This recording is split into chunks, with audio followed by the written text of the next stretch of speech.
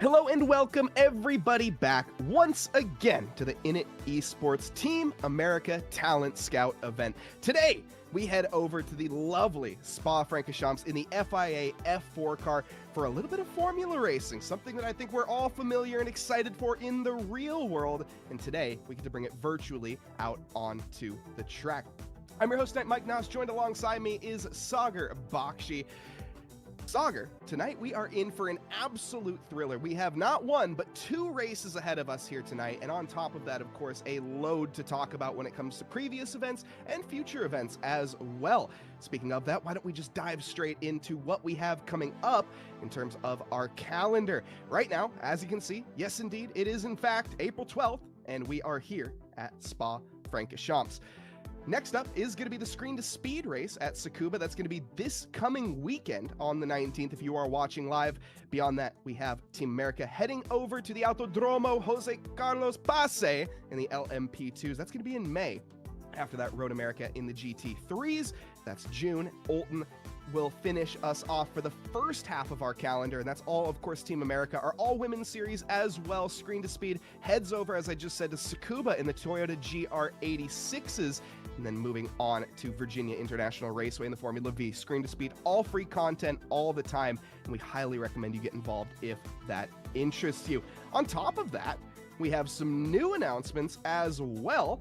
We get to head over to some NASCAR. We got some trucks that we're going to be racing. We just had a previous one at Charlotte. It went extremely well, and the racing was amazing. If you want to get involved with any of the stuff that I'm talking about, anything I will be talking about, scan those QR codes. It'll bring you over to the Discord and get you involved. Whether you're watching live here on TV, whether you're live on YouTube or Twitch or eClutch, we thank you for watching. Of course, a massive shout out to our partners, Esports Edge, for putting us on. More on that in a little bit. April 18th, though, that's going to be Texas Motor Speedway, the legacy Texas Motor Speedway in the trucks. It's going to be a roaring time, and if you are around, definitely do not want to miss it. Now, as we get into this as well, Sagar, we can talk a little bit more about the night. Spa in the F4s. Well, we have a track of 4.3 miles or 7 kilometers.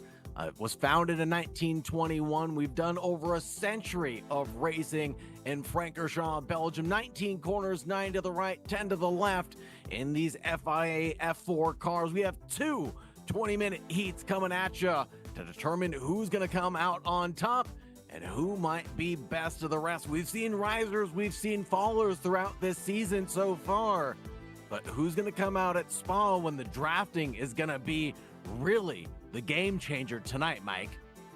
Yeah, absolutely. And speaking of some other events that we put on here at Init Esports, we have our midweek double dash, which just in the previous week, that's every Wednesday, by the way, we have this. So if this is something that interests you, we typically do free content, but on this previous weekend, we actually did a little bit of Spa in the F4s, some practice for this Team America race, and I myself was out on track with some of the drivers. And you mentioned it, Sagar, the fact that this is going to be a little bit of a slipstream train, but at the end of the day, I think the dirty air is going to play a bit of a role as well. So we're going to expect a lot of passes down the calm, down the backstretch, and of course through the bus stop chicane where a lot of overtakes are going to happen. However, I think it's going to be a little more difficult than we think to stay close behind in the Fangnes and down through Bruxelles, through No Name, and through the very high downforce parts of this track, as we obviously know the Spa or the FIA F4 car, not really the most downforce, despite the fact that it looks like a very fancy aerodynamic beast, but it doesn't produce much more than a GT3.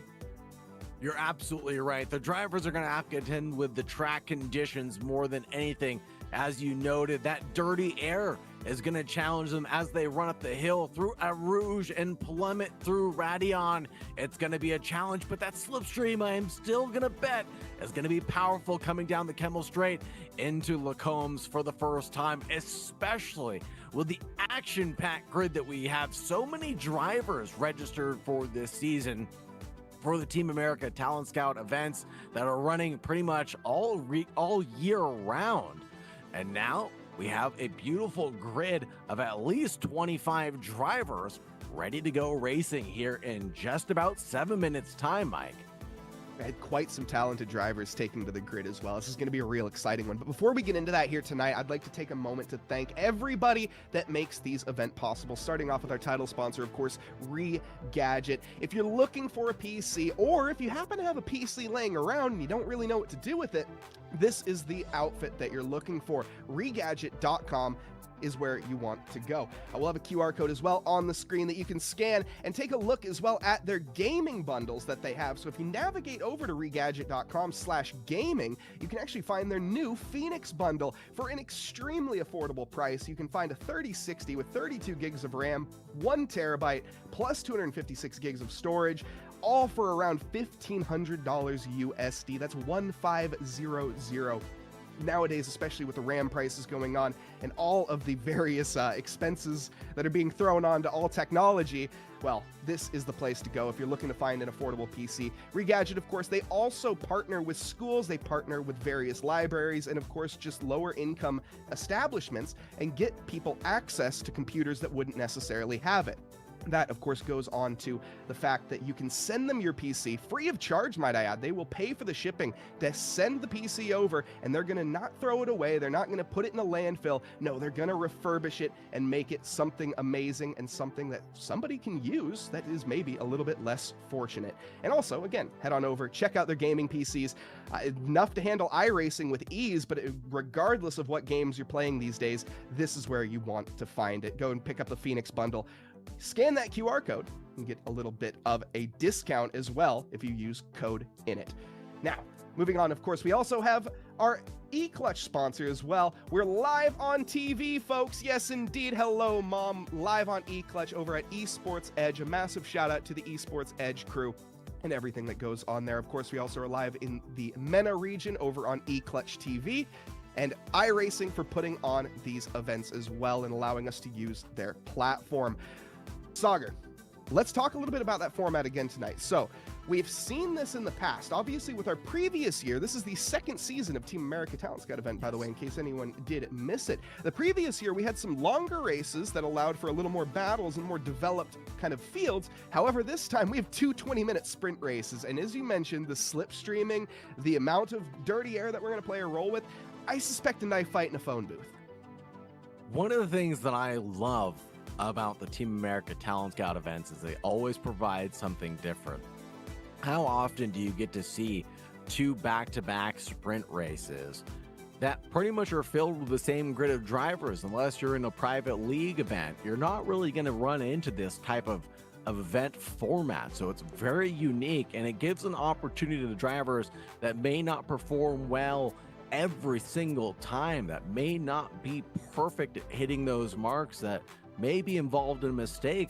They can redeem themselves for heat number 2, or perhaps go from 0 to hero for that second matchup. It's quite fun to see drivers like Roman Lee, Jordan Johnson climb through the ranks through heat 1 and then heat 2, really charge through the field and leave all the marbles on the table. So this format provides a lot of excitement and a lot of entertainment, but more importantly, the track car combo that was selected here today is a special one for everybody.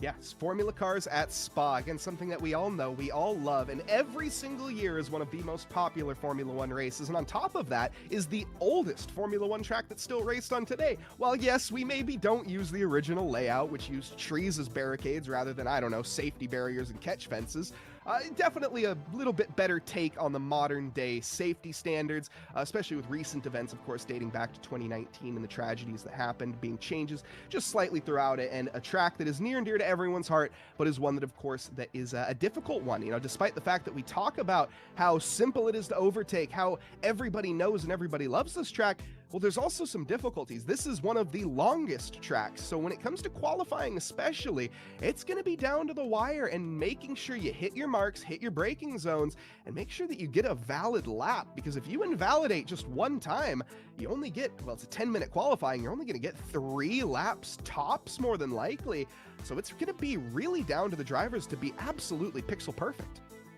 You're very right about that, Mike. A couple of cracks at it as we're keeping an eye on the tower. You're right. Drivers are just getting to halfway through their third lap right now. So that's a out lap, 2 flyers, and maybe some change to get one in if you're lucky, but that's about it. Top speed in these Formula 4s, I'm looking at it as around 150. So not too quick around the track. Times trickling in around those 220s, 221s typically that you'd see around Spa. As you said, GT3 pace, or GT3 aero, I should say, for these cars. And here we can see the run up the treacherous Eau Rouge and Radion. And this is where drivers are really going to have to trust their car, and really that machine beneath them has to become a singularity to just drive the confidence up the hill. There's no other way to describe it. If you decide to back out, if you don't have the commitment, you're going to lose a whole heap of time. And especially in these low-ish downforce cars, you need to be going fast for the aero to be working in your favor. So the slower you're going, the riskier it'll actually be. In this corner right here that you see on your screen, Bruxelles is going to be actually one of those corners that you talk about where excuse me, me personally, I struggle a lot here because as you said, don't push the car hard enough through there. When drivers like Jordan Johnson, like Cale Davidson, and so on in the crowd up top, they're able just to get more out of that car. And Eau Rouge Radion being an easy flat in these FIA F4s, mainly, as you said, due to the speed, just their lower speed with somewhat downforce, a little bit on them, not quite as much as you would think, but they're easy flat through Eau Rouge Radion, and allowing that to kind of play a role. But it's going to be interesting with track limits. It's always very tight there. Now, I do want to talk briefly, Sagar. I just kind of want to back up slightly before we go too deep into Spa. You mentioned one of the kind of drives that we had a while back, and I want to take a look at Roman Lee and his drive at Daytona. Talking about this 2-race format where Roman was taken out early in race 1 at Daytona, but managed to climb his way back to, I think, 7th position in the race 1, and then managing to finish 3rd by the end of race 2. Let's see though, Sagar. This is how the grid is going to stack up here tonight for the race. Qualifying is done and dusted, and Jordan Johnson is the one on pole position. Your 2-time race winner so far this year for Team America Talent Scout event, or 2-time event winner, I should say. Bronson Turner coming home in 2nd place, 4/10 off, with Dylan Batty behind in 3rd. Fryman coming home in 4th position, with Kelton Quick down in 5th. Cale Davidson, a 6th position, 7/10 off the pace, not quite reminiscent of what he had in that free practice session that we were looking at earlier. Andrew Herschel coming home in 7th position. He's shooting for a top 3 today. Jacob Dick in 8th, with Aaron Brown behind in 9th, a very solid qualifying for the oval driver. Eric Halsband coming home in 10th and rounding out our top 10. Then in that 11th spot will be Roman Lee, Roberto Alvarez Jr. in 12th, Sergio Restes in 13th, with Winnie Workman in 14th, Jason Willott in 15th, Brian Troyer in 16th, Javier Sierra in 17th, Jason Jones, Gerson Herrera, Bryce Jellison, rounding out the top 20, Mike. Down to the final few drivers on the grid. It's going to be Adrian Puebla in 21st, Morgan Stringer in 22nd. No times recorded, by the way. This is kind of indicative of that invalidations that I was talking about. Wesley Shaw, 23rd, Max Bowman, 24th, and rounding out last, but certainly not least, is going to be the Camber and Caster owner and founder, Jesse Laverin. Now, getting into the race itself, Sagar, I'm gonna be honest, this is not the order that I had chalked up heading into this. Some big names that stick out of position, in my opinion here. Andrew Herschel qualifying in 7th position, quite a bit off the pace. Jacob Dick with a very solid qualifying in 8th position. Nathaniel Fryman, he's always consistent, managing to sneak on the podium a couple races ago, now up in 4th. He's going to be trying that again. Dylan Batty, a name that I, again, wouldn't have expected in P3, but look at that. He's managing quite well. And here is a little bit of the calm before the storm. The drivers gridded up, and this, Sagar, is when their nerves are going to be at the all-time high. It's sort of that hurry up and wait moment for the lights to come on and us to begin here at Spa. And here we go. Lights are getting ready to come on here as Jordan Johnson is going to lead us away here for event 3 of the Team America Talent Scout event. And we are green racing. Johnson shot out of the start like a cannon. It's a little bit of battling in the background behind. Cale Davidson also going side by side with Kelton Quick. Up at the front, Dylan Batty making moves on to Bronson Turner. Side by side down the hill, somebody's going to have to give an Eau Rouge Radion. Behind that, it is all clean and green racing. Unfortunately, it looks like a black flag, though, for Andrew Herschel, potentially a jump start. And as we get down into Eau Rouge Radion and into the compression sauger, nip and tuck for the field, but this is where the gloves come off. It's very tight between Dylan Batty and Nathaniel Fryman up at the front. It's going to be Jordan Johnson running away with, though. We're nearly going to go 3 wide further back between Turner, Batty, and Fryman. Everybody managing to settle out into the Lacombe chicane. No movers in the top 4. Cale Davidson up 1 position. Kelton Quick down 1. Aaron Brown gaining 2 positions. Early yellow flags, though, as it looks like Jesse Laverin has clawed his way through. I think that's Brian Troyer. Oh no, Brian getting caught up in an incident, it looks like in Lacombe.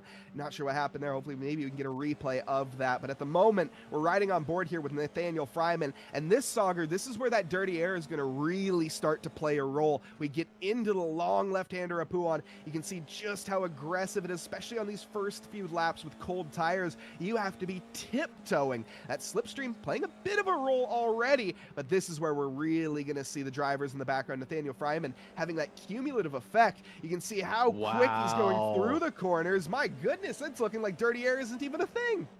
That was an insane drive.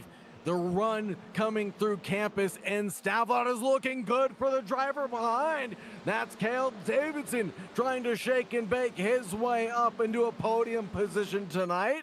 P4 for now will have to do for Cale Davidson, who's up 2 positions around the outside, leading down in towards Blanchimont. It's going to be a good run, but the inside line is where you want to be, going down in towards the bus stop chicane. Oh, and from the background, who is that? That's going to be Aaron Brown, I think that is, sending it down into the inside. Now that forces Nathaniel Fryman, it looks like, is an overreaction. He goes off the track as a result and is almost certainly going to have a slowdown penalty. Behind that, Cale Davidson is going to see that, and he is not going to take no for an answer. Behind Aaron Brown, still trying to get involved. He's side by side with Kelton Quick now. A bit of a wiggle for Aaron Brown. That might cost him a position or 2 as we go back down the hill here. Momentum is everything, and it looks like, unfortunately for the car on the outside, oh goodness, he manages to make it through. Nathaniel Fryman, he's looking in his rearview mirror at Kelton Quick saying, what do I do now? Oh, and he makes a mistake.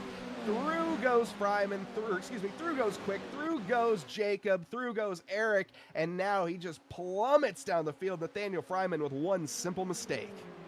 That's all it takes, especially when it comes down to spec racing. These cars and drivers are so well equipped to go wheel to wheel, toe to toe, and blow for blow. They're just gonna do it round after round and lap after lap. We're only 1 lap into this race, but drivers are already gaining 5, 7, 8 positions. Jesse Laverin starting from the back of the pack in the number 83 for Camber and Castor. The number 79 of Javi Sierra is up 1 position in P16. Adrian Pueblo and Norberto Alvarez in changing positions, but Aaron Brown and Kelton Quick are here and now exchanging their positions. Aaron Brown in front of Kelton Quick and Jacob Dick behind, but Jacob Dick doesn't want to be there for too long. He knows that he's losing time to the guys in front. Very frustrating if you know that you have the pace, but you're stuck by a driver here like Aaron Brown. Now, nothing against Aaron Brown. Again, up 5 positions, started in P9, currently in P4. And Aaron, nothing to take, or not to take anything away from him, he's a NASCAR driver. At the end of the day, ovals are his expertise. So seeing him out here and doing such a good job in the Formula cars is amazing to see. This, by the way, is an update. If you're a Morgan Stringer fan, you might want to turn your head as let's see what happened. Morgan Stringer had a 22nd place start down into the first corner here. Looks like just got tangled up with the number 11, unfortunately. That's going to be Adrian Puebla. He's stranded, making a move back into the line, and unfortunately for them. That's a very unfortunate mistake. And oh, and we're rejoining as I was just singing the praises about Aaron Brown. His front left wheel is no longer attached and he's heading into the pit lane. Oh man, just when things were going right for some of our heavy hitters, they turned themselves upside down so quickly. That's what Spa can do to a driver, especially with a track that's so wide and cars that are so narrow. We're going to get a replay of this incident coming down into the bus stop chicane. It looked good and on, well, just until it wasn't.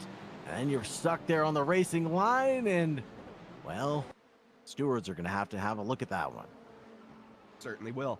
Hold your brakes, folks. That's the unfortunate one there. Well, the calm is not as calm as it was a few laps ago as we immediately come back to another tangle up here. This is going to be Jacob Jick and Sergio Orestes getting involved with each other, and that is an FIA F4 without a wing, Sagar. That's not quite showroom ready, and unfortunately the Camber and Caster team is going to be a little upset about that one. Well, we were talking about the downforce of the vehicles. Maybe Sergio is going for downforce reduction here at Spa Francorchamps and trying to get a little bit more top speed. Let's get a quick replay of what happened between Orestes. Well, there's just a huge gaggle of cars coming down the Kemmel Straight, and this is going to lead down into an accident right before the braking zone of Lacombs, and that's going to be the collector there. I'm not sure who that was on the outside, but it's hard to call. Again, the stewards are going to have a heck of a time with this one. Call it a racing incident for now, at least from a third-party, non-biased commentator. That's a hard one. 3 wide into Lecom. 3 doesn't go into 1, unfortunately, and I think that's kind of what we saw there. 2 drivers getting taken out quite violently and having to make a trip down pit lane. I think there is 1 fast repair, so they will be able to get by. And hold that thought, we have had a lead change. Dylan Batty has flown through this field like a bat out of hell. He's past Bronson Turner, and he's past Jordan Johnson. What has happened to Jordan? He is now down 2 positions. There must have been a mistake, or alternatively, Sagar, I wonder if these 3 are working together a little bit. Working together to try to escape the field behind, most likely so. That would make sense to me. And here comes Eric Halsband down the pit lane to get some service repairs and try to get back onto the racetrack. We're not even at the halfway point. Here goes Nathaniel Fryman and Roberto Alvarez Jr. Number 99 is up 5. And we have Gerson Herrera, Winnie Workman, Javier Sierra, and Jesse Lavrin. Just behind this battle here is going to be the 3-way battle for the lead. Coming down the Kemmel Straight, it's going to be side by side into the braking zone. We're going to have to go single file line for at least the duo there on entry. It will be Johnson, then Turner, and then Batty. This is really hard racing, but it's clean hard racing. Yes, they went 3 wide, but every driver left plenty of room, and everyone's giving each other the respect here. So while we answered the question of are these 3 working together, no, it's an affirmative, absolutely not. But I think even still, despite the fact that they're not working quote-unquote together, they aren't working against each other necessarily. Now, there's still plenty of time left in this race. Yes, it's a 20-minute sprint race, but with 12 minutes left, a lot of things can develop. We've already seen it already. Every single lap is a different adventure for some drivers, some unfortunately having to take that venture down pit lane, like Adrian Puebla, like Jacob Dick, and a few others. And Eric Halsband as well, another driver that's been kind of plummeted down the order quite a bit, down to 17th position. Wasn't 10th at the start here, but it's a very unfortunate one for some. But this, I guess, goes to tell us race 2 is going to be just that much more exciting. Really is. As I said earlier during the pre-race show, I mean, Spa Francorchamps, these F4s, I mean, so many notable drivers have won their first Formula One race at the iconic circuit Spa Francorchamps. I just wonder, who is it going to be for Team Talent Scout USA? It's just got to be someone new, I'm hoping, at very least, as we go side by side into the fastest corner on the track of Blanchimont. That's still going to be Jordan Johnson's way in front of Bronson Turner.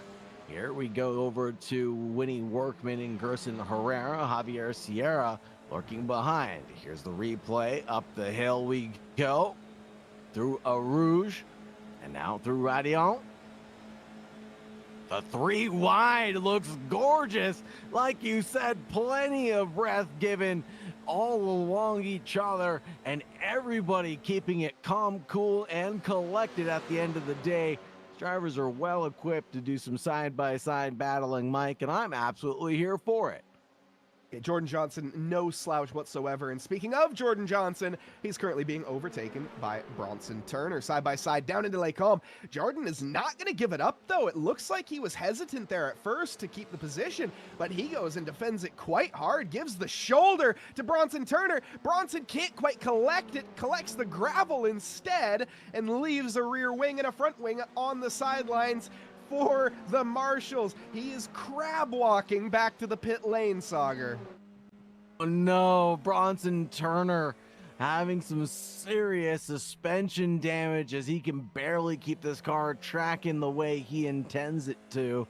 He's got to keep off the racing line here, at least in a predictable fashion, for the other drivers to be able to make their way by safely. It's going to be a long trip back to pit lane, but Bronson Turner unfortunately does have that meatball flag and it's going to limp it back home. Let's get a replay of what happened to Turner. And it just looked like at the exit of Malmedy, he got a little tank slapper, caught it, and then lost it when he touched the gravel. Again, loses it, catches it, loses it again.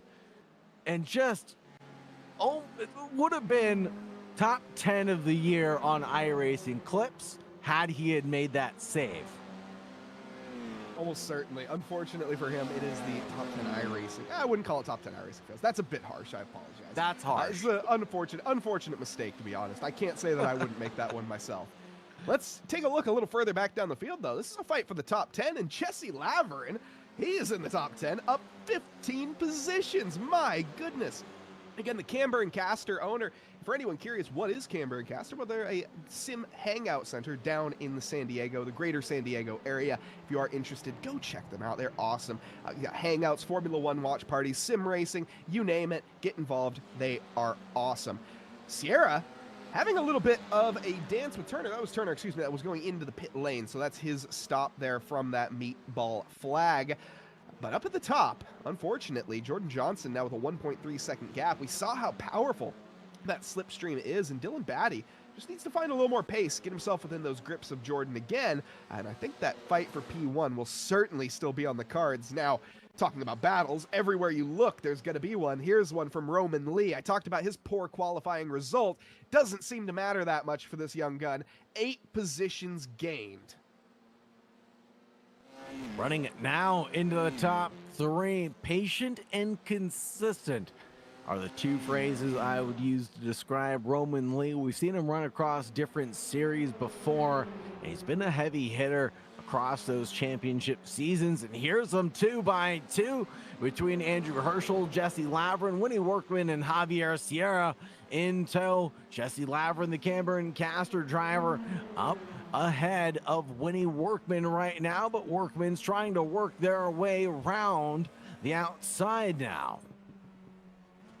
When he backs out, very intelligent driving. A big wiggle, though, from Jesse Laverin. Is this going to give the opportunity, actually, to Winnie Workman that we're looking right now? Herschel is struggling up ahead, just trying to keep it on the circuit. Oh, goodness, that looked like contact, but thankfully it wasn't. Or if it was light enough to the fact that neither car got unsettled. But I find it hard to believe there was contact in that high-speed corner, and nothing happened. The cars were planted like a tree, like an old oak behind them. Also, Sierra has joined the party. Oh, goodness. Everywhere you look, this is mistake central down to the inside of the Fangnas. This isn't the best overtaking opportunity, but Winnie Workman, he is under pressure right now. Jesse Laverin trying to get a hurry up on. I'm not sure how much I like that decision. He's up 15 positions. He has the pace. Let it come to him. Make the moves in the spots that count. For example, the bus stop chicane coming up. This is a good opportunity. Use the slipstream. Use the momentum. Use the inside line if you can. Essentially, if Winnie Workman gives it to you. He's not going to, though. He goes hard defensive on the inside. Jesse does not care, sends it around the out. He's going to try to switch it back up. Needs to be very careful, though, as Sierra is going to have a great run, and unfortunately, I think Jesse has played himself. My golly, Miss Molly, Jesse Lavrin having the poor run of things, went from top of this pack to the back of it, quick, fast, in a hurry, and that's what I mean. Spa can really overturn a lot of things, and the slipstream being so powerful for the drivers behind, and here is an example of that. Quick trying to get by Lee uses the power of the slipstream and the draft to pull alongside coming down the Kemmel straight. And then into Lacombe's, it's as easy as apple pie. You just have to get onto the brakes a little bit later than your opponent, as Roman Lee is doing that here at Bruxelles. And he's going to find his way back through at one of the slower corners on the track, actually. And Roman Lee, by the way, just a reminder, in case anyone did miss the Red Bull Ring GT4 race that we had in the previous month, Roman Lee came second in that race in overall. So doing an incredible job. Roman never really fails to deliver, again, in terms of his consistency, and he's such a young driver as well. I think 17, 18, I can't remember exactly, but he is, again, it's just extremely young. I think he just turned 18 fairly recently. Of course, my producer, Tom Bryant, whispering in my ear, telling me that. And of course, a massive shout out again to AK Esports UK for putting on this production, in case you guys did miss that earlier. Back to the battling, though, as it seems it does not get any sort of relief. Sierra is going to get by Winnie Workman. Jesse Lavrin's going to follow suit, actually, as Winnie with a big mistake here, kicking up some gravel on the outside. I'd imagine this battle is certainly not done yet, and neither is the one with Roman Lee and Kelton Quick. Kelton all over him like a rash right now. In fact, that inside line is looking quite juicy into the bus stop chicane. He's fully alongside. He has the momentum. And unfortunately for Roman Lee, I don't see any way he can defend this on this occasion. He hands it over and says, all right, you go. We're just going to do the same thing in the next straight. Down through Lacombe. Expect Roman Lee to overtake Kelton Quick. Or, well, Sauger, maybe not. Down into the first corner. Here we go. Roman Lee, full send baseball, makes it stick. It's a little too aggressive, though, in my opinion, for that inside line. This is going to give quite the run to Kelton Quick. Is it enough, though? He is going to commit, but somebody has to give. Side by side into a Rouge Radion is almost terrifying. It is terrifying, and Kelton Quick keeps his foot in it. He's going to get ahead. Or is he? At flat out speeds, the drivers are going to come down the straightaway at 148 miles per hour. Down the back stretch or down the front stretch we go into Lacombe's. This is going to be the 8th lap of running so far, and the battle for the podium is still very much undecided, as Lee and Quick want to resolve that within the next 2 minutes, Mike. The clock is ticking. Wow, I didn't even realize that, to be honest. Yeah, we're down to the final couple laps now, so white flag is going to be shown on the next time around. Look at the battles a little further down the field. This is Eric Halsband, a multiple podium winner here at Team America, and somebody that, again, we expect to be quite up there in the rankings. It's unfortunate to see him down in this order. He's had to make a pit stop at some point, and it's very unfortunate. He still has the pace, though. As you can see, he gets fully alongside Shaw. It looks like this should be a pretty easy overtake. It's going to be a very wide line from Shaw, hands it over to Eric Halsband, and that is going to be that. Another driver behind, Bronson Turner, down 12 positions. He's on his recovery stretch here from that pit stop that he made earlier, getting collected. And again, stewards will be investigating, so any of these penalties that you see and are wondering, will they be penalized, will be done in the post-race. So just for anyone curious. This, though, battle back for P3. Kelton Quick getting by Roman Lee once again. I think this is a bit of deja vu. Let's see how it ends up in terms of the braking zone. Roman, this time, with the inside line. Kelton gonna actually just get it done before we get there. Now, let's see, Saga, are we going to go for it into the first corner again? Let's see. It's going to be a drag between the two drivers, but I think Lee is just a little too far back this time around, so things are going to calm down. I think he's going to express a little bit of patience now because he wants to get the move done going into the bus stop chicane. You don't want to leave the opportunity for the driver behind to have the slipstream coming through Blanchimont, because then they'll just have a better run on you. Roman Lee now falls in single file line, as I suspected, but Quick backs out seemingly. Lee with a good run might fall prey to, I think, Kelton Quick's trap that he is setting. Very well may. Let's see as we get to the braking zone. I almost thought Kelton Quick was going to pull the trigger there, but you're absolutely right, Sauger. It looks like he's going to wait for the bus stop and try to go side by side to the line. Jesse Laverin, not quite in that situation. He wants to get the moves on now. Andrew Herschel up ahead, a driver that is absolutely no slouch. He's going to close the door in Jesse's face and go a little bit back. I wouldn't call that weaving. I think that's all fair movement. He does hold his line back on the second occasion, so a lot of movement, an aggressive defense from Andrew Herschel, but certainly a fair one. He's being quite the good doorman, you could say. That was a very definition of a fair defense. One move over, one move back to the racing line. That's all you get. No more weaving, no more bobbing, no more peeking. None of that fancy stuff. That was a fair defense back there. But for now, Jordan Johnson, who had his bout of fair defense in the first 5 minutes of this race, well, he's had a pretty quiet remainder thus far. The Team America driver prospect started the race in P1, has led us from the word go, but not for every single lap. He had Dylan Batty, Roman Lee, Kelton Quick, and don't forget about our man Nathaniel Fryman in P5. They all battled for the lead at one point in time, but Jordan Johnson's going to take the victory here for heat number 1 at Spa Francorchamps. A great drive from Jordan Johnson. Still a battle from behind. It is going to be Batty, Lee, Quick. Let's see, is it going to be Fryman or Alvarez that follows into that P5? It looks like it is going to be Fryman this time. Alvarez not able to get by. Herschel side by side with Winnie Workman right now, down into the final chicane.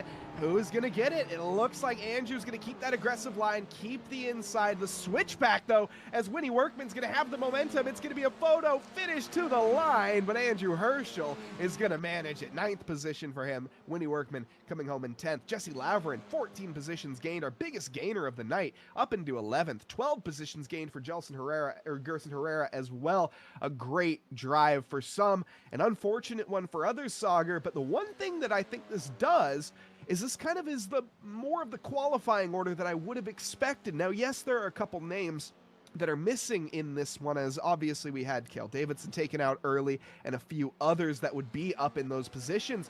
But right now, Roman Lee in P3, Kelton Quick in 4th, starting behind Jordan Johnson, while Jordan, I wouldn't call it an easy race for him this time. I think he's going to have a bit more of a run for his money as we head into race 2. I think so. It's going to be a bit of a difficulty for Jordan Johnson to go for the repeat victory here for the race at Spa, but if anybody can do it, he can. He's been time and time victor before. He might pull out the double trouble for us and even go for the hat trick for Team America. But I still have my eyes set on Roman Lee and also Gerson Herrera. I can't forget about Jesse Laverin, the late shower with no qualifying, started at the very end of the field. Like you said, gained 14 positions up into P11. What a charge.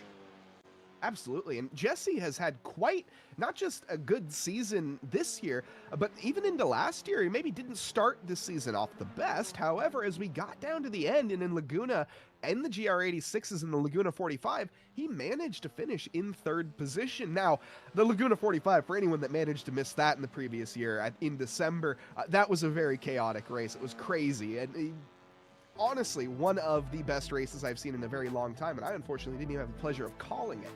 But Jesse managing to finish in 2nd with Mark Lurick ahead in 3rd, Mark Lurick in 2nd, Jesse in 3rd.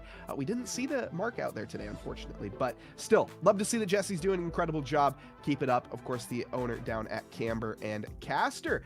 But that's race 1 done, Sauger, and as we get ready to break it down here, I'm trying to think, where do I want to start? Because there's kind of there's a few incidents that we can talk about. There's a few incidents that happen, but mostly just results of true accidents, I think. It's the beauty of the Team America Talent Scout group of drivers and registrations that we have is that everybody's out here genuinely just trying their best. So we're seeing drivers maybe driving at 100% or 102% of their capabilities and perhaps breaking the barriers of what they're capable of for now, just for now. But they're trying to push that threshold and get faster and faster.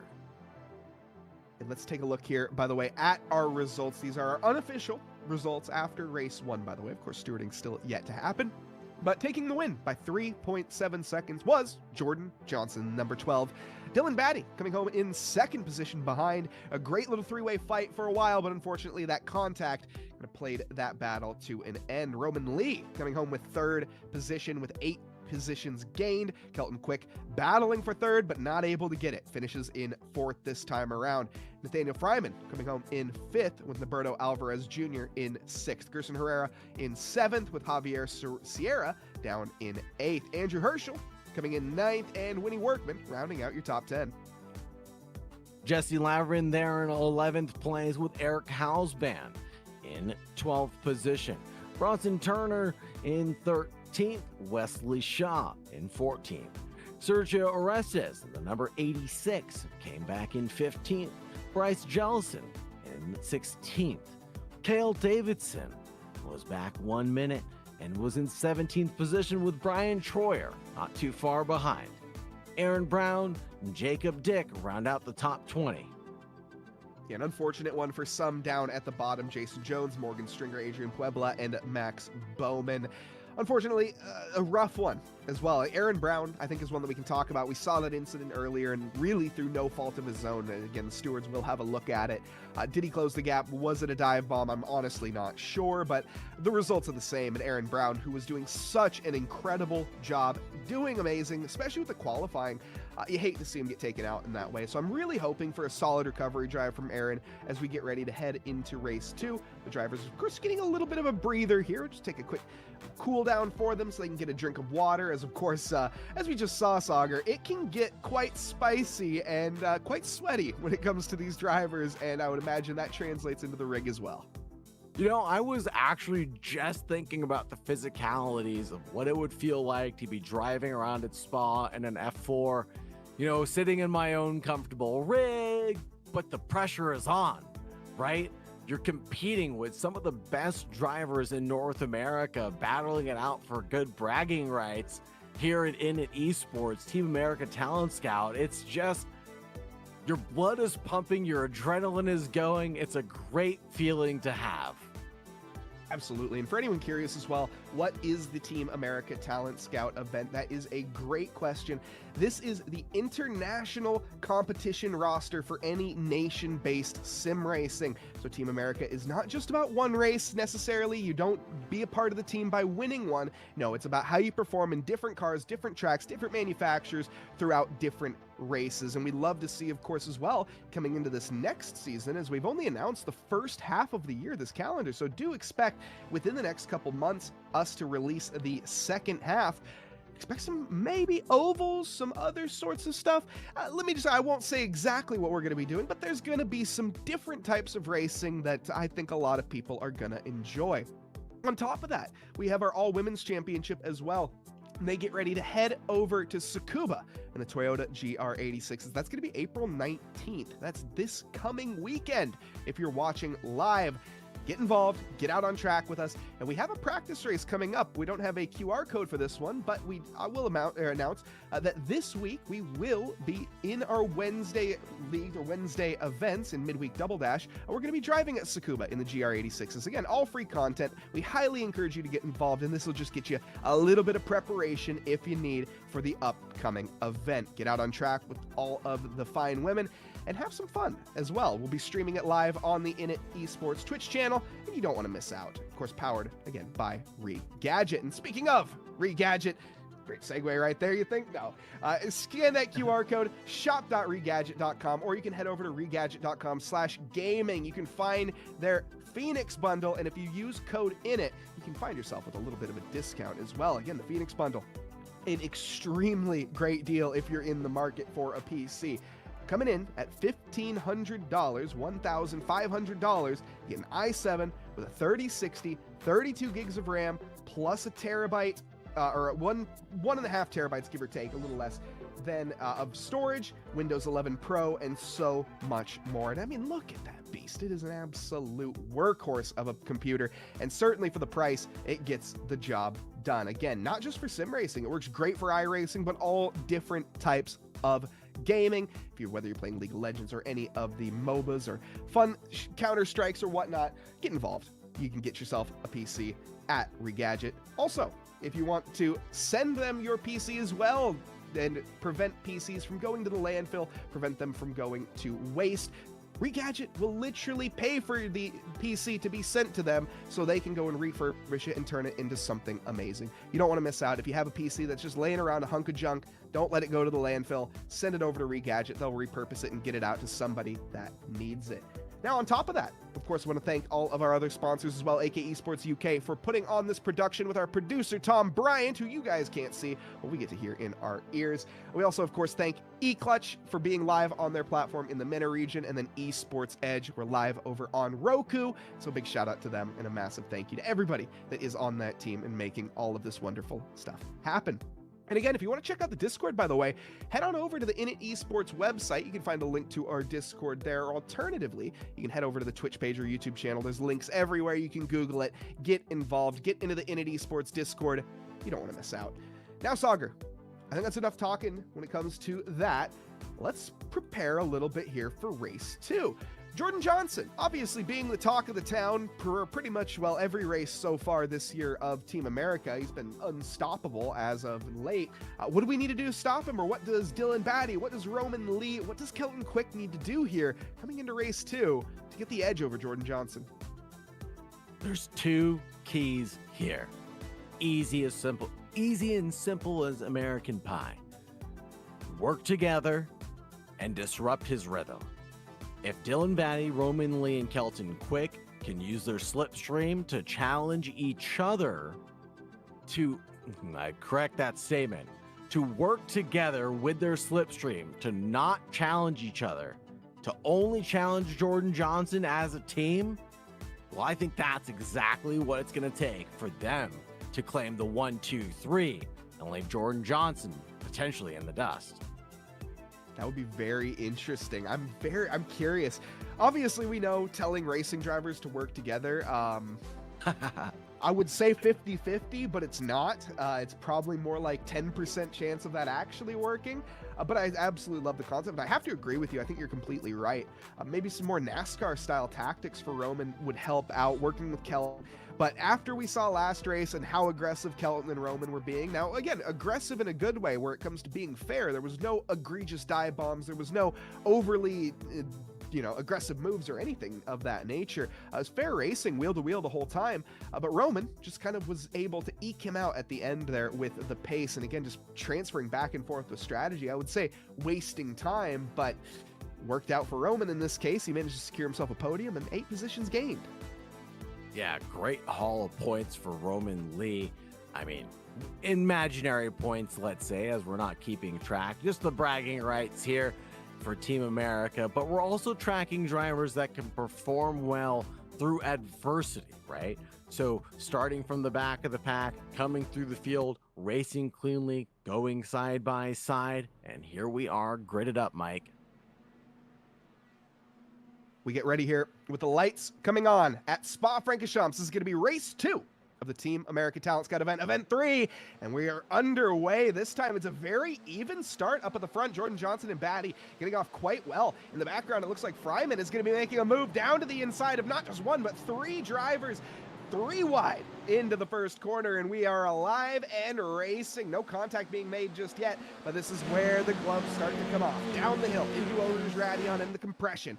This is where the exit matters. The overspeed is going to be absolutely everything. Side by side in the background, it looked like for some, as it's going to be all heck breaking loose here in a moment. Roman Lee side by side with Kelton Quick.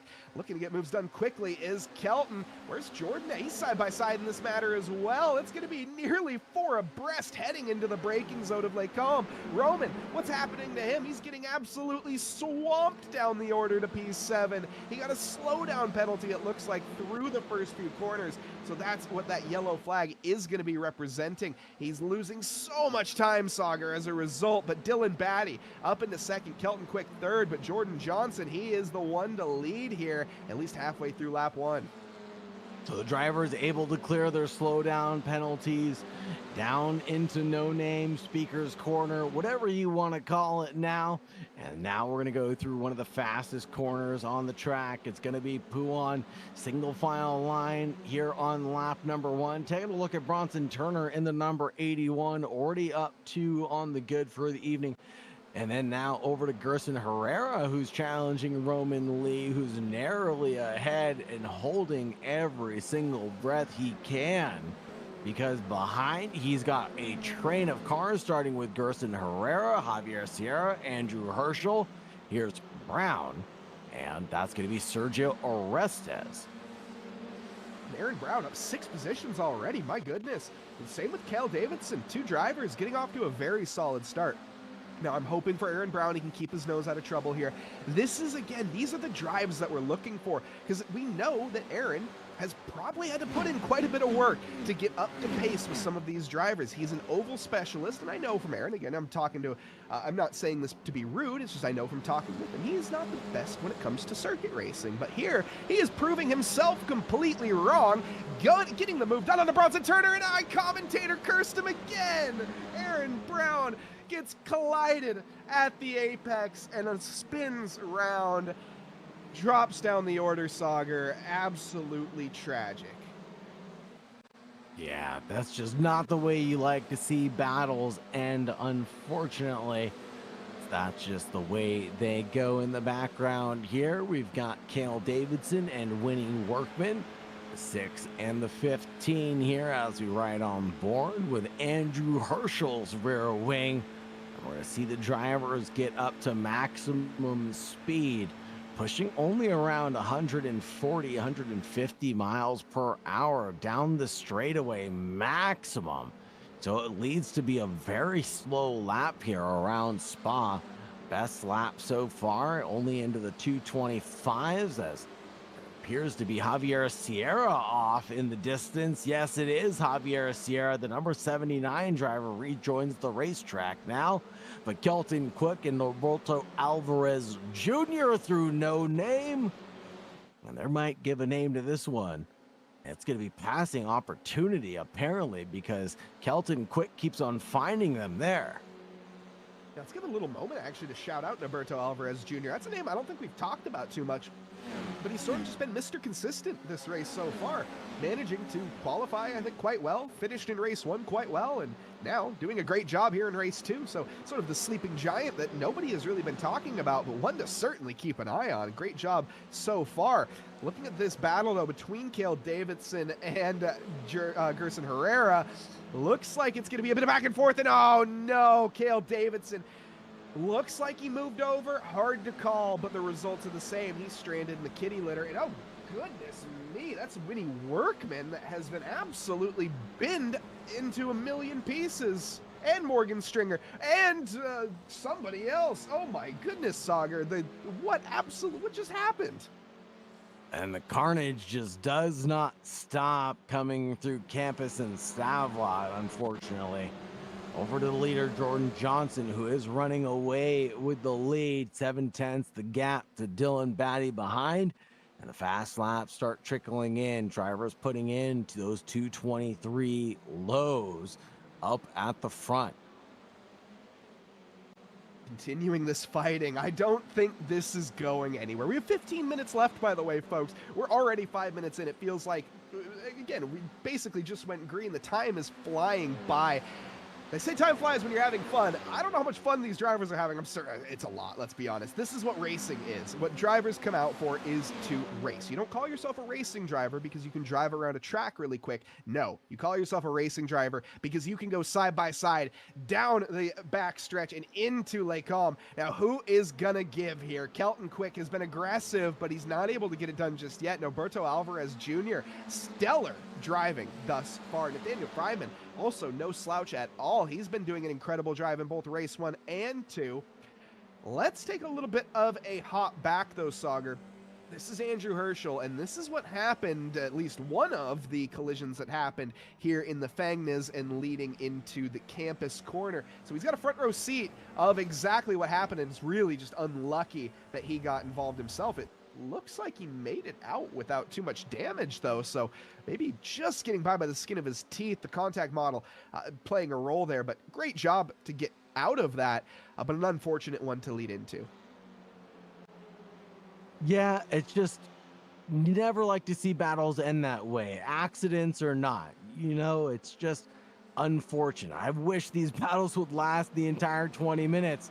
But we have so many to pick from now. I guess it's good that we don't have them all battling within 2/10 of each other. Then we'd really have Tom Bryant working his wheels off to try to get us the right camera angles. As you said, thank you very much to Tom Bryant for getting us these camera angles and the shots of Kelton Quick trying to go side by side, 2x2 through Blanchimont now, and it's still going to be flat out for all the drivers, but is it going to be the opportune run to have the inside line going into the bus stop chicane? The highlighter machine of Roman Lee goes through, and that's going to be Roman Lee, Kelton Quick, and then Norberto Alvarez Jr. who gets the worst of it. Yeah, Alvarez, I think, got tagged slightly or lost it on the curbing. I'm not sure exactly what happened there, but it was such a good drive up till then. Still a great drive, certainly not one to take away. Jacob Dick, is that the fastest lap in P13? My goodness, as he goes locks up down into the first corner. Oh no, we got spinners everywhere. That's going to be Orestes that's gone around. It looks like through an unforced error, late on the brakes.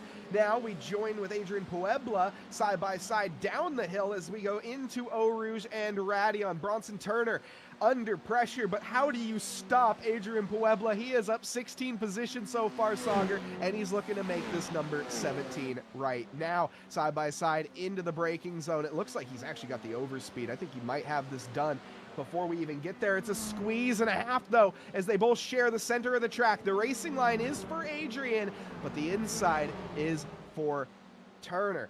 Looks like, or Adrian, excuse me, through Turner is going to be left behind.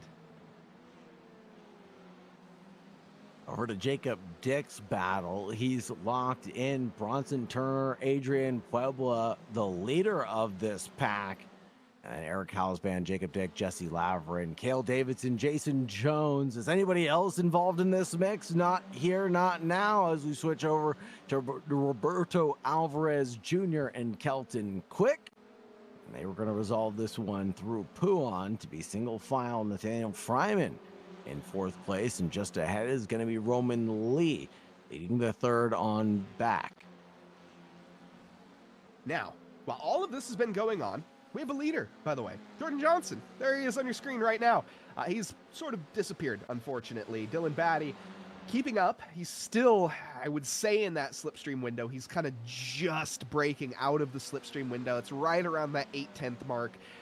1 second, you're still picking up a little bit, but it's not going to be enough to gain too much speed.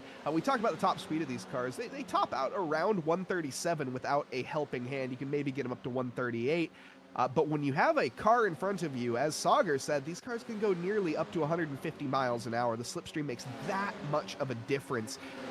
This is a bit of a head scratcher. 3 wide into the braking zone potentially. It looks like Jacob Dick is going to be trying to pull the wool over someone's eyes here, but it's going to be Cale Davidson with a strategic play to get to the outside, use the momentum, and gain a position for free. Let's see if he can do that again on to Jacob Dick. Looked the bob, the weave to the inside line, further back at the first corner, and then we got a spinner. That's going to be Andrew Herschel. No. Well, that's going to need looked into. I was taking a drink of water and I almost spit it out. That is very unfortunate. Oh, goodness me. Well, again, hold your brakes, folks. That's something that definitely needs to be done. Let's ignore that for right now. Let's go back to the side-by-side battle for P4 and P6 right now is Kelton Quick, Alvarez Jr., Roman Lee, and there is going to be another one. Kelton Quick quickly going around, and he doesn't get too much damage, it looks like, so we will continue on going. In the background, more side-by-side battles between Sierra Bowman and Brown. Aaron Brown trying to recover as much as he can. He's doing an incredible job, but it's still a long race to go for him. Gonna be side by side down the hill in towards Puon now. And Nathaniel Fryman is gonna be in third place in front of Roman Lee, but Lee is not gonna be content with falling back this early in the event. He's gonna try to drag it the long way around the outside, but can't find the daylight here through the next chicane. Now we're going to have to wait until Blanchimont or the bus stop for Roman Lee's opportunity. On board with Kelton Quick here. And it looks like he's calm, cool, and collected. Minimal steering inputs being given and no major corrections. So it looks like he's doing just fine right now.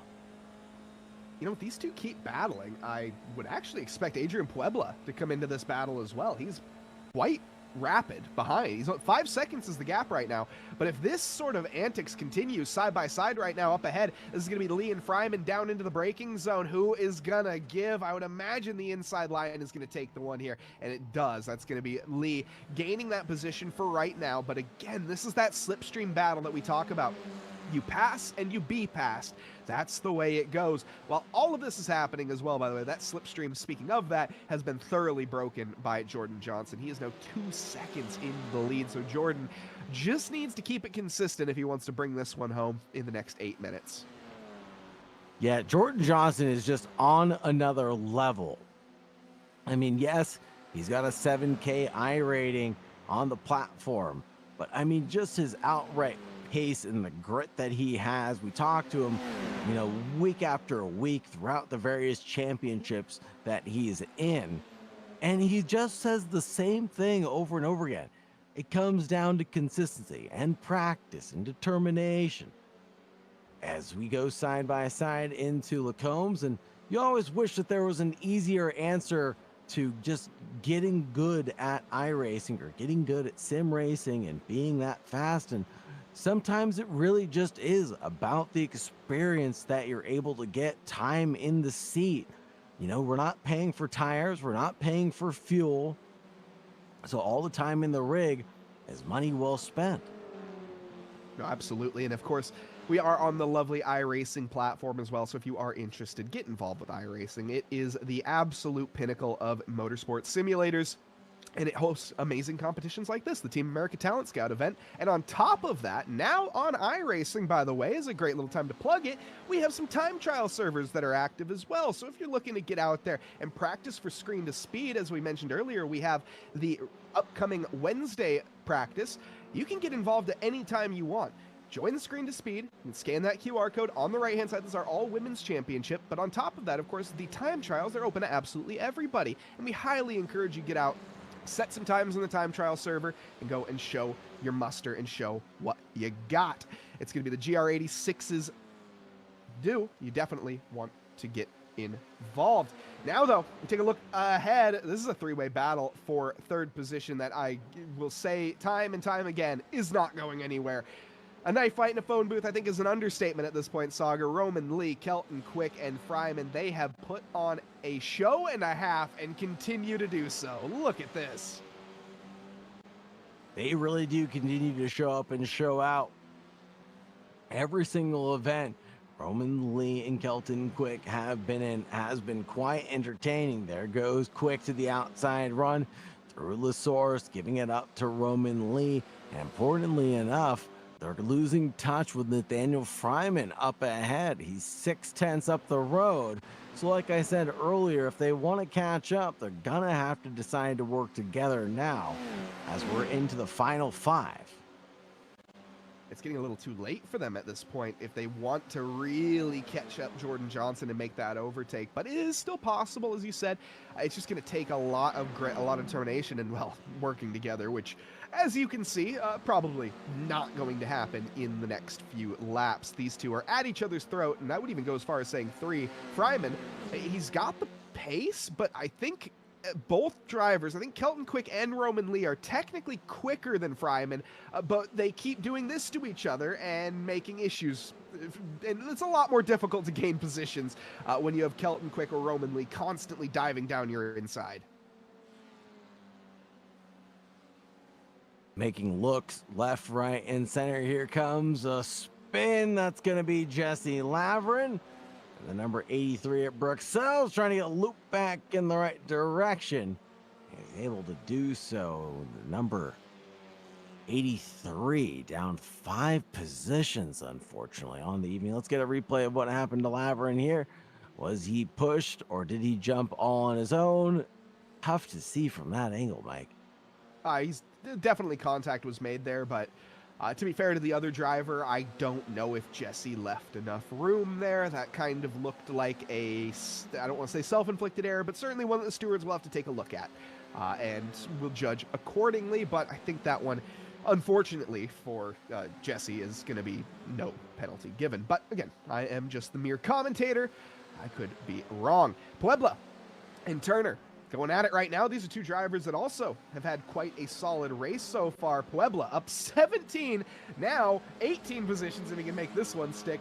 And of course, Bronson Turner up 7 respectively. So two drivers having quite a good day. Let's hope it stays that way and it doesn't end in tears like we've seen from others. This move, though, I'm pretty sure is going to be signed, sealed, and delivered from Adrian Puebla. He just has to go later on the brakes, run your opponent out of room, and don't spin at the apex, Adrian. Got a good run coming down into Eau Rouge. This is going to set him up well down the Kemmel straight and into Lacombe's. It's not necessarily going to help him here and now. The slipstream takes a while to build up. The vortex of doom, yada yada. But side by side here between Adrian Puebla, who's trying to make that lucky number 19 tonight, Roman Lee in the battle for the podium. With Nathaniel Fryman and Kelton Quick, this one's going to be a drag to the line, won't it, Mike? Oh, this is so exciting, and I just hope it doesn't end in disaster. That's the only thing that I'm just crossing everything that I can possibly cross. Let's hope these drivers can keep their pride in check and not go for any moves that are unnecessary. Speaking of some unnecessary moves, it looks like Aaron Brown just picked up a slowdown penalty with that yellow flag, so losing a little bit of time himself here, but still a great drive for Aaron Brown. He's up 6 positions from where he started, which could have been so much more, assuming everything went to plan. But as we all know, Sauger, when it comes to racing, no plan survives first contact, especially with a grid full of FIA F4 race cars. I don't think that's a saying, Mike, but you'll make it one. I'll trust you enough on that one. I've heard it somewhere, I swear. Jackie X said it. No, on board with Cale Davidson now as we chase down Bronson Turner and Adrian Puebla. Oh my goodness, this battle has been brewing up for a long time. This is going to be white flag next time by for the leaders, and an epic battle for the podium spots going to continue up ahead. But here is the look at Cale Davidson and Bronson Turner and Adrian Puebla. Puebla loses out for just a moment, and 2 moments now as he gets passed by Cale Davidson in the number 6. Oh, this is going to be very close coming into the braking zone. I saw a little bit of loose car control at the apexes, but thankfully everybody is in line. Oh my goodness, Adrian Puebla nearly gets binned off. White flag, by the way, is out, folks. This is going to be the last lap. The gloves, they have been off for a while now. This is an MMA fight. We're kicking shins. We're stepping on toes. We're breaking ribs right now. This is an all-out war between P3 to 5 and then P6 down to P10. Everywhere you look, there's battling side by side up the hill. Down they go on to Eau Rouge and Radion and through the Kemmel straight. Roman Lee, where is he going to finish? Side by side with Nathaniel Freeman. Kelton Quick, can he spoil this party as well, as he's going to be in the background trying to find his way in any way that he can, trying to split the gap, trying to find the inside. Nothing is working. Right now, Fryman is going to be the one to gain the position. Lee down in 4th, and Quick just playing that 3D game of chess that he's also familiar with. In the background, it's a similar battle as it looks like the Williams of Davidson is gonna get by Turner, now battling with Puebla, and in the background, Halsband and Alvarez, I can't even speak. Halsband and Jacob are trying to pick their stars, and where do they make a move? They have 3 cars battling up ahead of them. This is a bit of a headache, I would imagine. Still, every bit of track being used so far, side by side into Puan. Not an overtaking opportunity that you expect to see every single day, but Bronson Turner, he's hungry like a wolf. Where is he gonna make the move stick? Johnson has disappeared into the sunset, and he is laughing at all of this battling happening. Batty, by the way, still in second. He has done everything that he can, but it has not been enough. This continuing on, though, all the way down to the bus stop chicane. Jordan Johnson, who's on his way firmly to the bus stop chicane first and ready to finish first. And on top of that, a hat trick of victories for the Team America Talent Scout event. Jordan Johnson has been nothing short of superb this entire time. Through the bus stop, hits the curb on the left, hits the curb on the right, and the checkered flag is graciously awaiting him as he takes the victory for the Team America Talent Scout Event 3. Looking further back, the battle of the century, contact between Roman Lee, Kelton Quick, and Davidson as they fight their way to the line, and it will finish in that order. Behind them, as I can't even take a breath, it's going to be Davidson, Turner, Jacob, Puebla, Halsband, all in that order. Continuing on, Sauger, Aaron Brown squirming his way to the line. Can he get the move? It's a photo finish, but Bowman manages to take it. Aaron Brown nearly pips him, but finishes 14th. Holy smoke, Sauger. There's still battles happening. Unbelievable photo finish there from P6 all the way to P10. We have less than 2/10 separating that entire field of drivers. Absolute phenomenal finish as we get a meatball flag for a couple of drivers that are having some brief moments coming through Blanchiment. Yeah, an unfortunate way to finish there for those two. Shaw and Jellison contact on the final lap and limping back home to the checkered flag. Thankfully, they will both take that flag. The only drivers that won't, Herschel, unfortunately 3 laps down. Andrew Herschel, a race of what could have been. He was shooting for the top 3 here in this event. It just didn't work out for him. Hats off, though, for the effort. And as we get on to the next event, I certainly hope to see him in a little bit better form and a little bit more positions gained. A tough one for some here, Sauger, but a dominant one for others. Jordan Johnson, the talk of the town. I say this every single time, but he just continues to make his voice ever louder. Absolutely, and he got that hat trick. My hat is definitely off to him tonight. He pulled out an amazing 6-second gap to Dylan Batty at the end of the day, who got P2. Nathaniel Fryman in a commanding 3rd. He definitely worked for it tonight and pulled out all the stops to climb 2 to get up into 3rd. I mean, just the photo finish between Cale Davidson all the way down to Eric Halsband.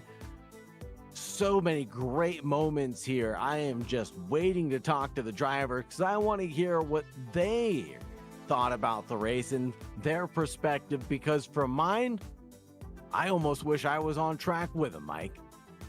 No, I have to agree. Dylan Batty, I'm very curious to hear how he thinks. I wonder what he could have done differently to just get to that pace of Jordan. I mean, he was so close throughout the entirety. His fastest lap was a 2:23.3 compared to a 2:22.3 of Jordan Johnson. That's an entire second difference. Now, that's not the average lap times that we saw, but just in terms of raw pace, Dylan just wasn't quite there, and I wonder if there was something he could have done to do it. Now, also, Nathan Fryman finishing in 3rd. My goodness, wow.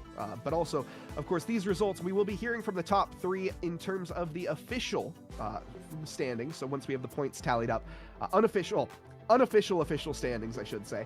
So once we have all the points tallied up, we will hear from the winners there. But I think it's safe to say that Jordan Johnson and Dylan Batty have secured P1 and P2. P3 is the one that we're kind of up in the air about right now. It's going to be closer. Could even be a potential tie between Fryman and Lee.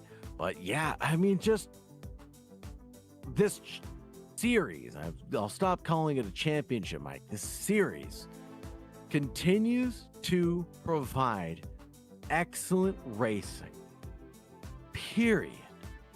The racing quality is absolutely there. Tonight we had 25 drivers take on the Circuit de Spa Francorchamps in the F4 machinery. This isn't the greatest combo in the world. I mean, it's no GT4 at Sonoma, my home track, or anything, or Mazda MX-5s at Laguna Seca, but it is a great combo to be had, and it really was an amazing show. I'm super excited for the next event. I absolutely cannot wait, and I know we have more Init events coming up right around the corner just next week, Mike.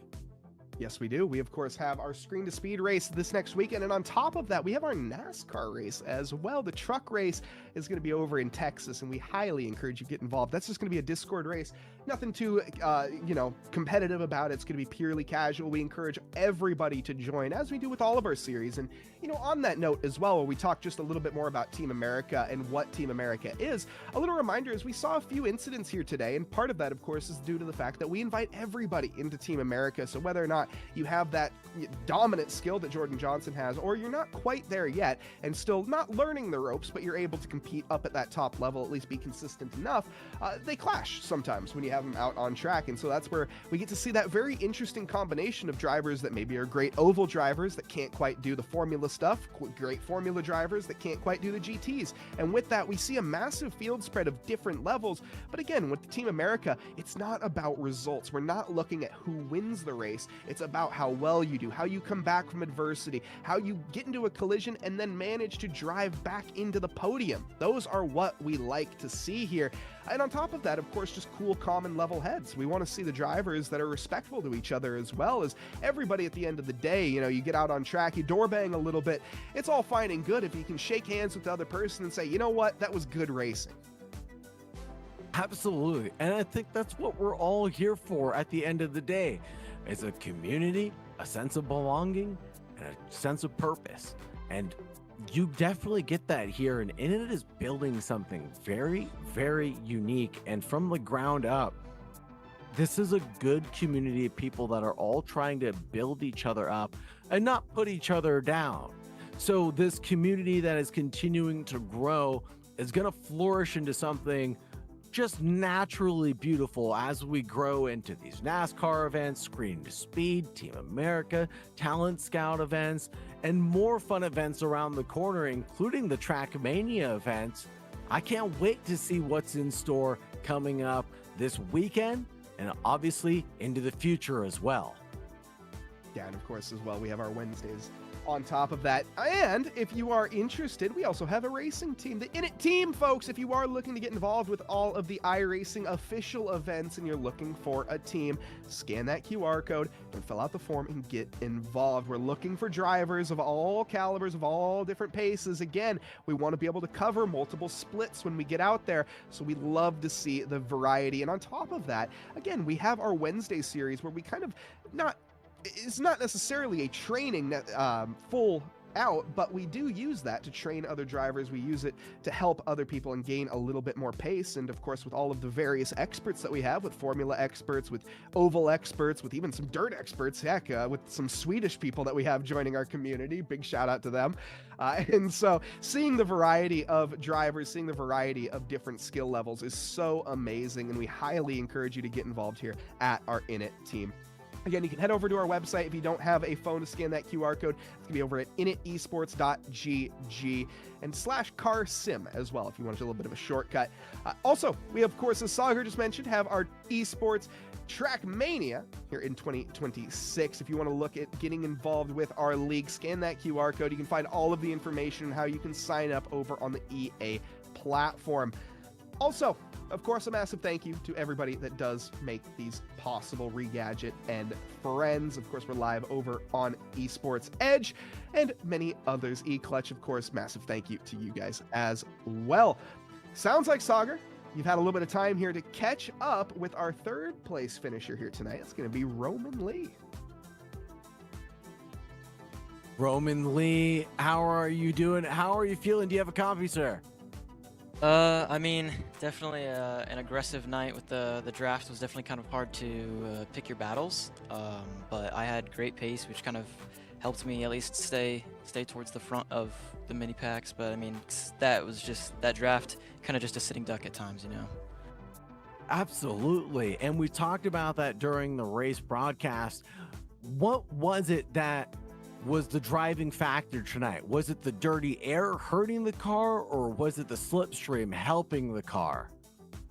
I think the dirty air, I noticed it a few times. It was kind of minimal, at least on my end. It's just my kind of style, I guess, through the feel of the car, just kind of getting used to that balance. I'm not used to the form of the cars, but that draft was extremely powerful. Kind of helped you at least stay up front, even if you don't have the pace.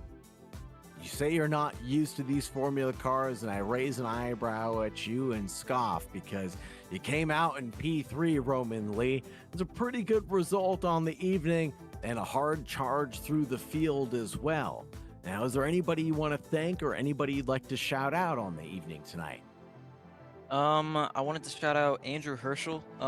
He's kind of helped me out through all this because I'm typically a GT3 driver, and even through the last round with the GT4s. And this round as well, I got the car yesterday, so the day before, so it's not too much prep time, and he's kind of helped me kind of get up to speed with that. And he had an unfortunate race 1, I think, but kind of got it back up and in the race 2 to get a good result. And that's the type of community that we're talking about here at Init, willing to help each other out and lend a helping hand. Thank you very much for joining us tonight, Roman Lee, and thank you very much for showing out. Put on a great show tonight. Yeah, thank you guys. It was a great turnout. So that's Roman Lee, everybody.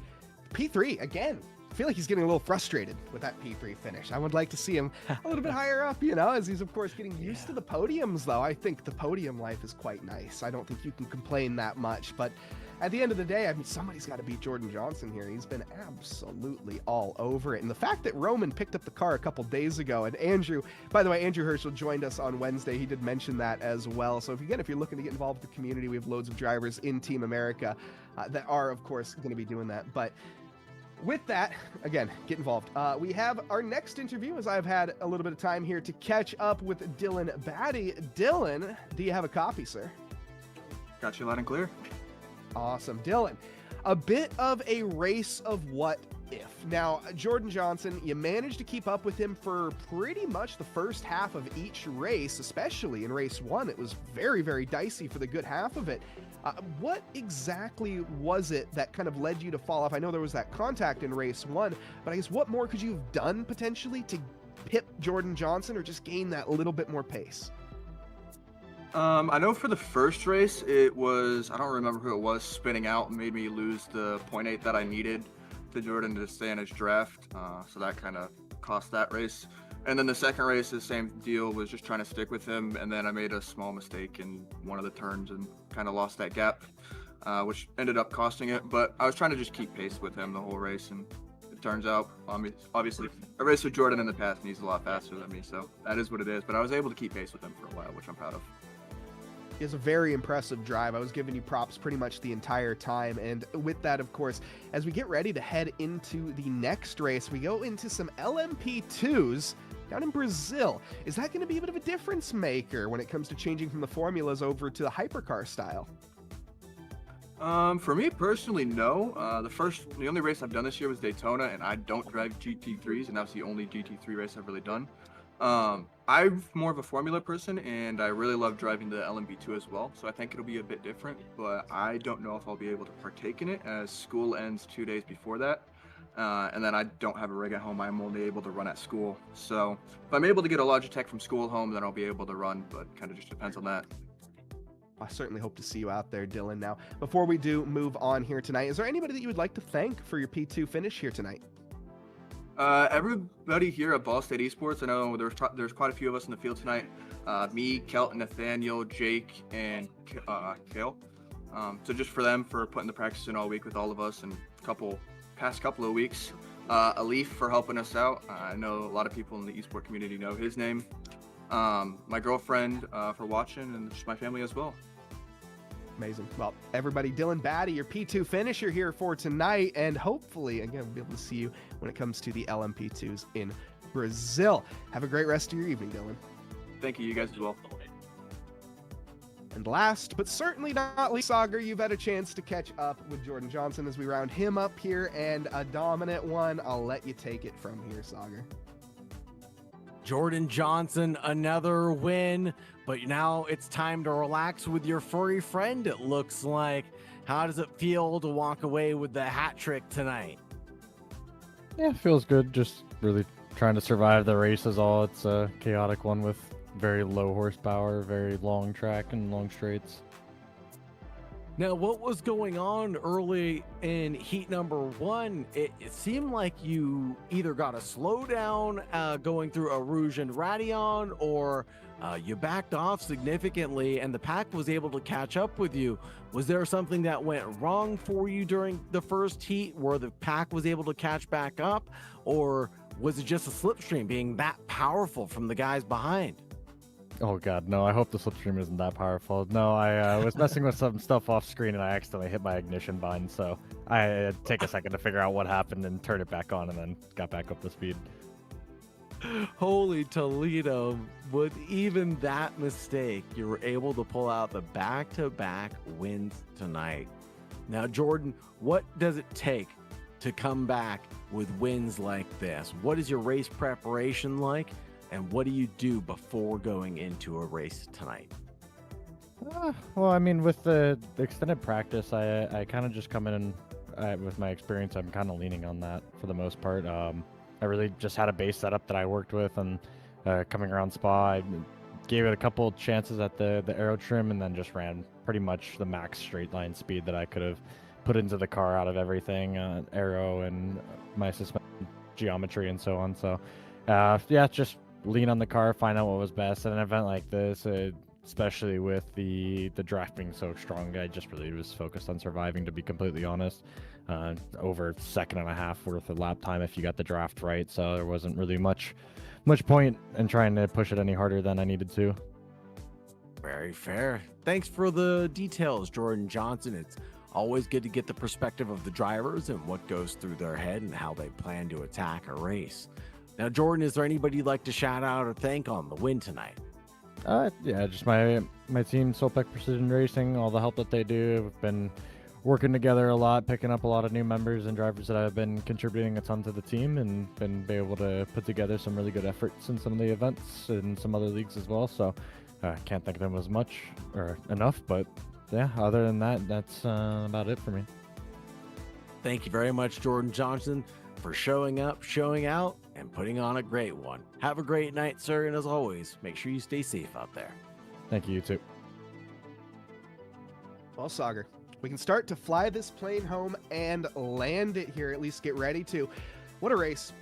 I gotta say, this sets us up massively for what, in my opinion, again, personally, this is gonna be my favorite race coming up. I absolutely love Interlagos. I think that is one of, if not the best tracks in the world, and we get to see the LMP2s, a very difficult car to drive, a very high downforce, high power, but not quite as high as a obvious hypercar, but still, certainly nothing to shake a stick at in that Dallara. No, we're gonna see a lot of, well, more slipstream battles. The run out of 13, 14 into 15. It's not really a straightaway, but there are marshal posts there, so they all get corner numbers. So the long run coming through the infield, down into the first corner, through the S's de Senna, and in towards turn 4, and the runoff area there is sure to collect a few drivers. It's gonna be a good one at Interlagos in just a few weeks' time, Mike. It certainly will be. And before, of course, we can take a quick little moment here to highlight kind of exactly what we saw here tonight. I mean, the sheer dominance from Jordan Johnson, I think, is obviously the first thing that we can point out. Dylan Batty doing such an incredible job. As he mentioned, he's raced Jordan before, but the pace just wasn't quite there. But I'm really hoping, as he said, he's a LMP2 driver. He's a Formula and LMP2 driver, so I'm really excited to see if he can show up and get out on circuit and put a little bit of pressure on Jordan Johnson. As Jordan said, he kind of relies on his normal skill and his pace to just come in and be quicker than most, which works a lot of the time. But I think if somebody here puts in the practice, grinds a little bit, and can get that lap time down, I think Jordan's going to be under some serious threat. And the drivers that I kind of have my eye on, Roman Lee, Kelton Quick, really kind of a standout driver in my mind today, constantly battling, constantly getting involved with, not incidents, but getting involved with racing and then being clean as a result. So not getting involved with incidents, I guess, is the better way of putting it. Bronson Turner, another solid drive. Eric Hausband, a rough one for him today. I think that's obviously being said. He would like to have finished in a higher than P10 in race 2. Adrian Puebla, again, these are all names that when it comes to GT3, we didn't quite see as good of a result. So having these different manufacturers, these different car classes, is making for some really exciting racing. It sure is. The different class combinations with different track combinations. The drivers are constantly put on a knife's edge every single time we race. And it's a unique variety. Interlagos and the hypercars is gonna be super fun and flat out. It's gonna be amazing. Looking forward to that race, Mike, but all good things unfortunately have to come to an end, don't they?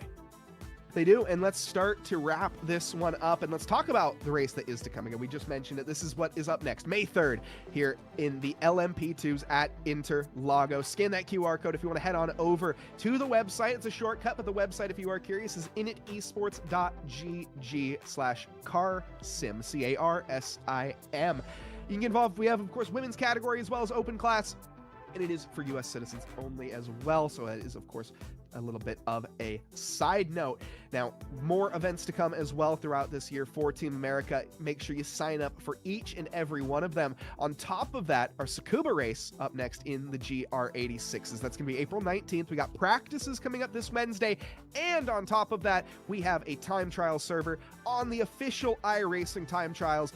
Go over there, check it out, and get involved with Screen to Speed. It's our all-women's championship, and we highly encourage you get involved. And if you yourself aren't going to get involved, or you already have, tell some friends, get them out on track, as we highly encourage inclusivity here and would like to see everybody out on circuit. This is the calendar as well. Again, April 19th for Team America, April 19th for Tsukuba coming up in the Toyota GR86 is the 12th for Spa is today.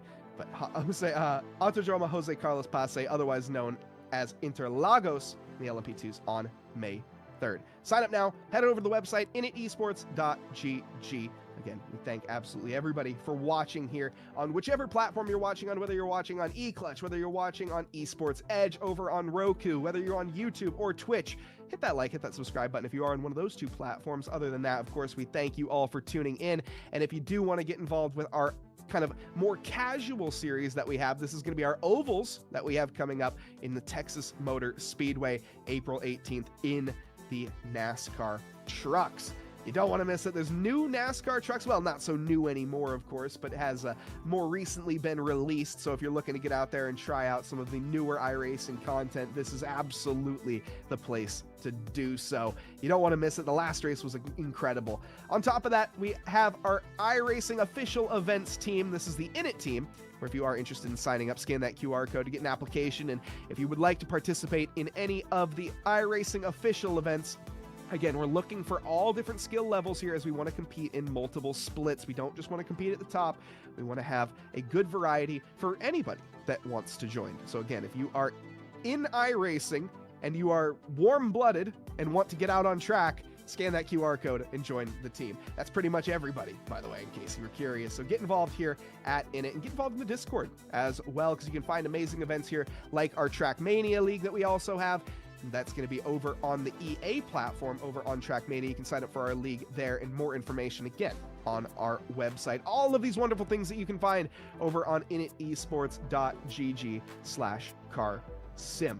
It is a jam-packed website, and speaking of jam-packed websites, this is one that you absolutely need to check out. If you are in the market for a PC, the Phoenix is the one you're looking for. This is an extremely affordable build by an amazing company as well. Of course, Regadget, delivering PCs from refurbished PC. So you can send your computer into them. They will pay for shipping and take it in. They will refurbish it and they will turn it into something great like this, where you can pick it up on their website over at regadget.com/gaming. And if you use code INIT, you can get a little bit of a discount. The typical price range is going to be around $1,500 for an i7 with a 3060, 32 gigs of RAM, a terabyte of storage, and more. Again, how could you miss out on a deal like that? Regadget providing opportunities as well for less fortunate families, schools, libraries, and so on. Lots of different communities get involved there. So if you want to send your PC to a landfill, don't send it over to Regadget. They'll pay for it and they'll get it refurbished and get it out to somebody else. And they will, of course, be able to put great use to it. Sagar. Also, massive thank you as well to AK Esports UK for putting on the production, and Tom Bryant, of course, for making everything possible here tonight. But Sagar, anything you'd like to say before we close this one out here tonight? I just wish I knew about Regadget before I bought my new PC myself. I could have saved a ton of money on my brand new PC. We talked about it for an extensive amount of time and the parts necessary or sourcing it myself. And at the end of the day, I think Regadget really is the place to just perform a one-stop shop to get yourself the producing PC, the gaming PC, the work PC that you really need, the powerhouse your needs and desires. With all the resulting programs that you can run, you need a lot of processing power, and Regadget PC has the capability to deliver. They certainly do. I have one literally sitting right next to me. I can't show you, unfortunately, because my camera, well, we got to stay. Not going to happen. Sorry. But it is, Source, just trust me. It is right next to me. And the Phoenix is a great PC as well. Now, folks, that's going to do it here today for us. This is Team America Talent Scout Event 3. Done and dusted. What an event as well. Spa, FIA F4s, any Formula car at Spa is a good day, let's be honest, regardless of what category, and they never fail to deliver. That's going to do it, though, for us tonight here, folks. On that note, again, massive thank you to everybody that did tune in. If you're watching on YouTube or Twitch, hit that like, hit that subscribe button. If you're watching over on eClutch or Esports Edge, we thank you so much for tuning in. But I've been Mike Noss. Alongside me has been Sagar Bakshi, our producer, Tom Bryant, up in the stands. I hope absolutely everybody has a lovely evening, afternoon, or morning, wherever you are in this fine world. Thank you, and good night.